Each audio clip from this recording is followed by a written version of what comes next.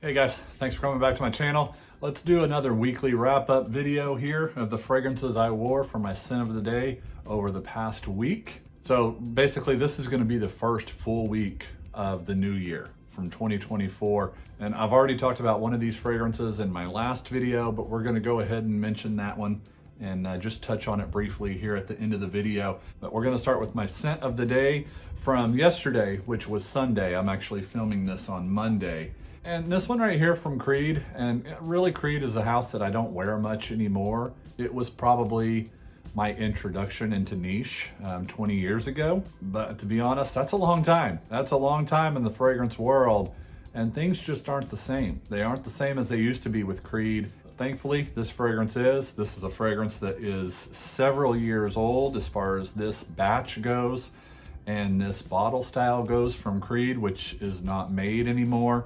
It's this one right here, Silver Mountain Water. Of course, this is the old style bottles that they used to make that they don't make anymore. The 4-ounce bottles, the 120 ml bottles. You don't see those made anymore. Now they just kind of stick with the 100 ml and the 50 ml sizes. Yeah, you might see this and think, okay, well, Silver Mountain Water, that's known as more of a citrus kind of tea fragrance, an easygoing kind of maybe even warm weather fragrance. Kevin, what are you wearing that in January for if you're a seasonal wearer? And yeah, but this one's always been a cold weather fragrance for me, and I don't know why that is. I've been wearing it for a long time now, 15 years now at least. And probably the first time I wore this one was 2007 or 2008. And I used to always just wear it on special occasions. Usually it was during the holidays, family gatherings, special events, and things like that. So normally that was around November to December, the holidays, Thanksgiving, Christmas, and stuff like that. I don't really consider this right here similar to the new things that they're putting out. Today's Silver Mountain Water, it's not really comparable to me. This, what I have here, used to be a black currant kind of musky ambergris fragrance, a little salty even, kind of like Creed Freshies used to be, have that little bit of a salty ambergris to them. But that's Silver Mountain Water. Now I know it's known as a tea fragrance. It's never really felt that way to me, at least not this version of it. You know, a good 20-year-old version of this fragrance, it's kind of got a little bit of an inkiness to it. Kind of felt like wearing, maybe even because of the black currant, the heavy black currant feel, almost felt like wearing a red wine to some degree, a fresher version of a red wine with a little bit of a salty, almost kind of cool, brisk feeling to it. I love Silver Mountain Water.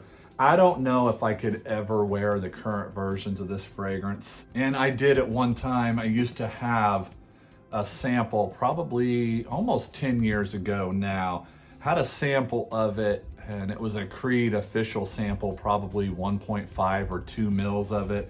And yeah, it felt like it was lacking. It felt like it was a brighter fragrance, even back then, 10 years ago, compared to what I have right here. But yeah, I like that as a cold weather fragrance, actually.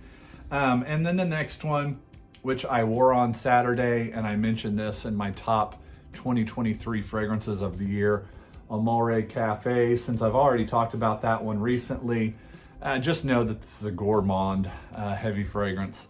A very sweet kind of vanilla ice cream fragrance with a good bit of coffee in the opening. One of my absolute favorite gourmand finds over the past, I don't know how many years. But yeah, as far as gourmands go, we don't really see a lot of those from Mancera. This is one of their best, if not their best, and it just happened to come out last year, and it's a new fragrance, Amore Cafe. That was Saturday, and then on Friday I went with an Argos fragrance. It's this one right here, Triumph of Baccus. Now, of course, this is known as a tobacco fragrance, and it's a heavy tobacco fragrance. It wears very heavy. Now, this fragrance, the Argos fragrances in general, wear, to me, they feel like extracts, but this is actually an eau de parfum. I think all of them are. They might have come out with some extracts here recently. I'm not 100% sure. Don't quote me on that, but this is an eau de parfum. They do have a new version though of Triumph of Baccus. I don't know if that's an extrait or if that's just a parfum. This fragrance right here definitely feels like a cherry tobacco. Really strong cherry feeling in the opening of this fragrance. I mean, very strong. As far as tobacco fragrances go, I don't know if I have a lot more that I would consider more dominant cherry tobacco fragrances. When comparing it to this and comparing other things that I've had, I mean, I've had Pure Havane from Mugler before. That one I considered a really nice kind of cherry tobacco fragrance. This one as well, but this one's probably even more heavy on that cherry. Even the coloring of the liquid here, I mean, it really kind of matches up with the fragrance. Triumph of Baccus. Now, I'm not a huge tobacco fan. I don't have a lot in my collection currently, but I've tried many throughout the years. That might be my absolute favorite. We're gonna go from that one to this one, from Parfums de Marly. Speaking of tobacco fragrances, Carlile. Now, a lot of people consider Carlile a tobacco fragrance, even though it's not. I can see what people mean though. I've seen people mention that they do kind of smell tobacco in this. I've been told while wearing this that I smell like tobacco before. It's kind of I say easygoing. It's kind of an easygoing, almost dark, oudy, woodsy fragrance. A good bit of sweetness though in it as well. And when I say easygoing, I think a lot of people might smell this and think, okay, that's not easygoing, Kev. Carlile, that's not a fragrance I would just throw on, headed to the dentist or something like that, you know, headed to the grocery store. For a lot of people, I think it might feel like a special occasion fragrance or something that you know you're gonna be wearing outside, because I think a lot of people might consider this a heavier style of fragrance. I know people have complained recently about recent batches of Carlile.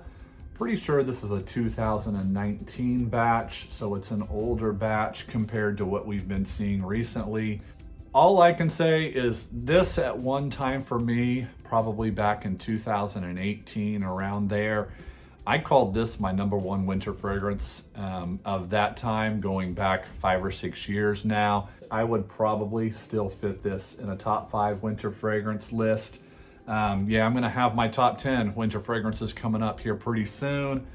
Don't be shocked to see that make it into the top 5, but that's Carlile. We're gonna go from Carlile to this one. It's a freshie. Occasionally I'll pull out a freshie every now and then for the winter season. I love to go with freshies every now and then, much more so than going with heavier fragrances during the warmer months of the year. It's much easier for me to go with the fresh fragrances, the lighter ones during the cold months of the year. I used to do that all the time whenever I was kind of just a casual in this game, a fragrance game. But this one right here from Paco Rabanne, that is Excess, and this is the older style bottle of Excess. Now, I have not tried the newer versions, the newer batches of Excess. To my knowledge, it hasn't changed any, but I cannot comment on that. All I can comment is what I have here and what I've experienced. This to me reminds me, and I think it reminds a lot of people, of Creed Himalaya. And this is actually a fragrance that came out before Creed Himalaya. So it's a fragrance that's going to get a lot of comparisons to that one. I think that one is probably even a dupe of this one, if not inspired by this fragrance.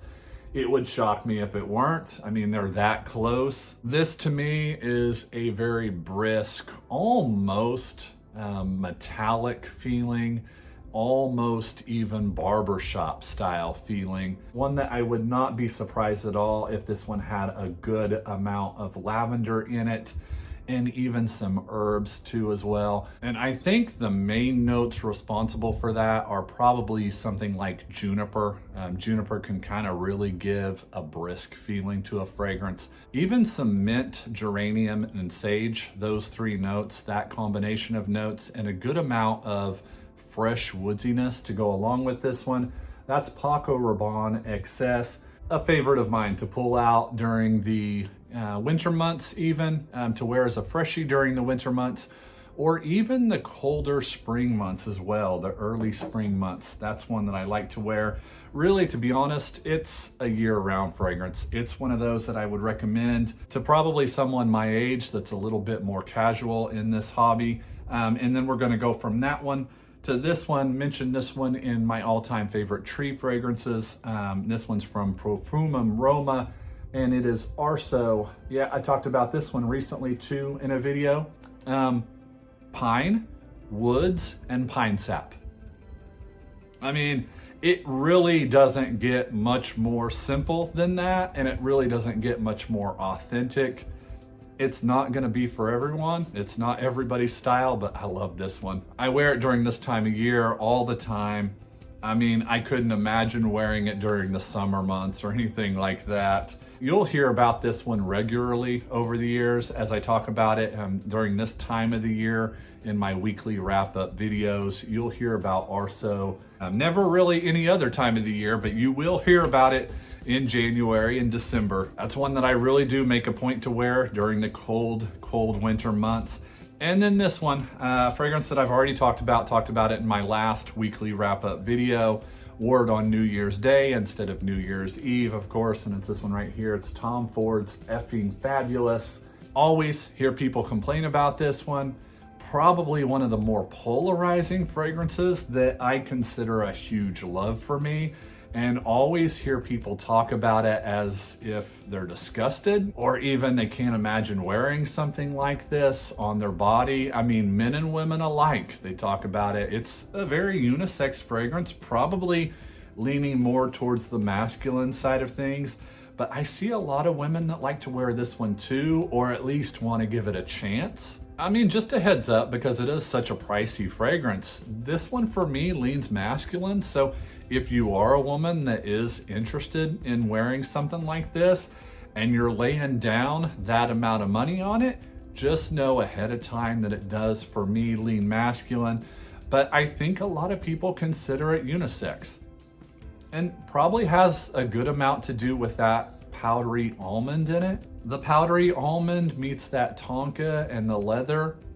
That's really what this fragrance is about for me. With it being so polarizing, yeah, there's a lot of different opinions about it. You're gonna read a lot of different things said about it, even just some off the wall things said about it. But I think it's a really simple fragrance. I think it's sexy in a way.